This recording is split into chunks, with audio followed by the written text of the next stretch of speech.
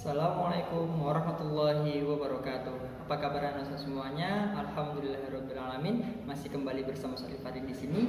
Nah, langsung saja. Pada kesempatan kali ini kita akan belajar dua surah lagi. Apakah itu? Yaitu adalah yang pertama surah Quraisy, yang kedua adalah surah Al-Ma'un. Nah, sebelumnya seperti biasa, sebelum kita memulai pembelajaran kita pada hari ini, yuk bersama-sama kita membaca kedua surah tersebut. 1, 2, 3. Surah Quraisy. A'udzu billahi minasy syaithanir rajim. Bismillahirrahmanirrahim. Li'ilafi Quraisy ilafihim rihlatash shita'i was-sayf falyabudu rabb hadzal bait alladzi at'amahum min ju'in wa amanahum min khauf. Surah Al-Ma'un. A'udzu billahi minasy syaithanir rajim. Bismillahirrahmanirrahim. Ara'aital ladzi yukadzibu bid-din fadzalikal ladzi yad'ul yatim wa la yahuddu 'ala ta'amil miskin fawailul lil musallin alladzina hum an salatihim sahun alladzina hum yura'un wa yamna'unal ma'un. Alhamdulillahirrabbilalamin. Semoga kita semua yang membaca kedua surat tersebut mendapatkan pahala dari Allah Subhanahu wa ta'ala. Nah, langsung saja ke pembahasan kita. Yang pertama adalah surah Quraisy. Anak-anak semuanya, surah Quraisy terdiri atas 4 ayat. Dan surah Quraisy ini termasuk ke dalam golongan surah Makkiyah, yang berarti surah ini diturunkan sebelum Nabi Muhammad SAW hijrah ke kota Madinah. Surah Quraisy ini dalam susunan urutan Al-Quran merupakan surah yang ke-106 dalam 114 dalam Al-Quran. Surah Quraisy ini berarti adalah suku Quraisy, yang berarti isinya menceritakan tentang kehidupan suku Quraisy, yang dimana mereka itu sangat suka sekali berdagang, sehingga mereka dikenal sebagai pedagang yang handal. Ketika musim dingin mereka pergi ke Yaman, dan ketika musim panas mereka pergi ke Syam.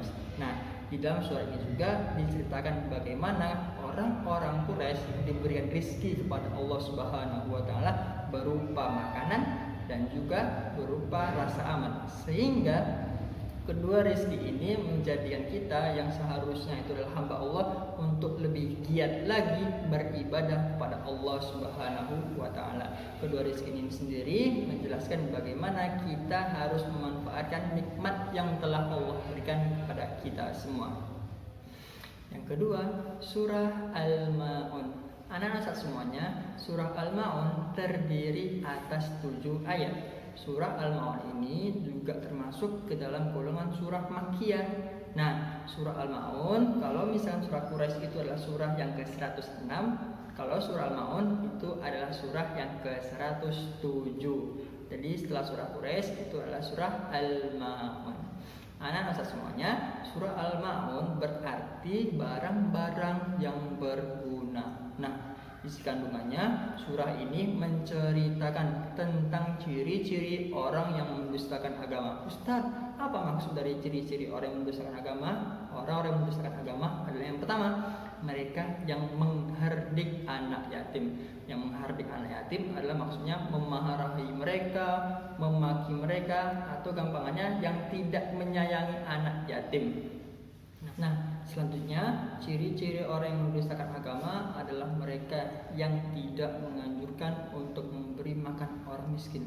Padahal di dalam Islam kita dianjurkan untuk memberikan bantuan kepada mereka-mereka yang sedang membutuhkan. Jadi kalau misalkan ada orang yang menyarankan kita, itu orang miskin, jangan dikasih makan, biarin aja kelaparan, itu agamanya diragukan. Karena Islam mengajarkan kita untuk saling membantu orang yang sedang kesusahan. Surah Al-Maun ini juga menjelaskan tentang kondisi orang-orang yang sholat akan tapi disebut celaka. Loh, kok bisa orang sholat tapi kok dibilang celaka? Nah, orang yang sholat dan disebut sebagai orang yang celaka, yang pertama adalah mereka ketika sholat mereka lalai dalam sholatnya. Apa maksud dari lalai sholatnya? Yaitu mereka selalu menunda-nunda waktu sholat. Sudah ada panggilan azan, Allahu Akbar, Allahu Akbar, dia menunda. Tunggu, belum komat. Udah komat, Allahu Akbar, asyhadu la ilaha illallah.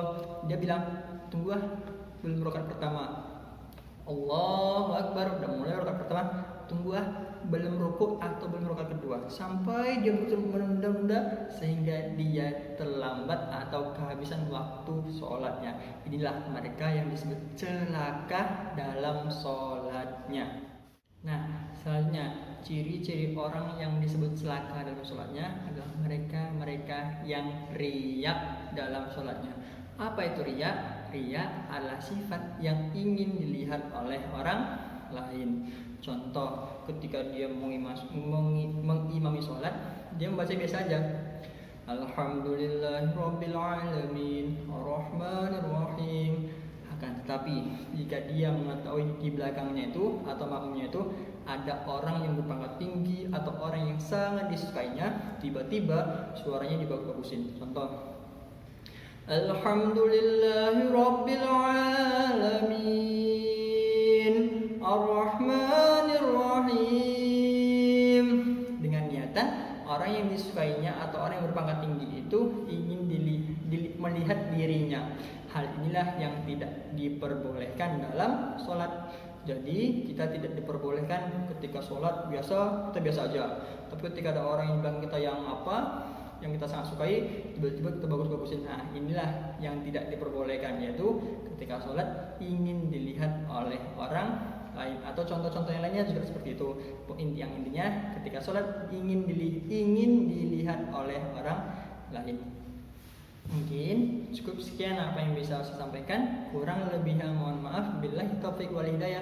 Nun wal qalami wa ma yasturun. Fastabiqul khairat. Assalamualaikum warahmatullahi wabarakatuh.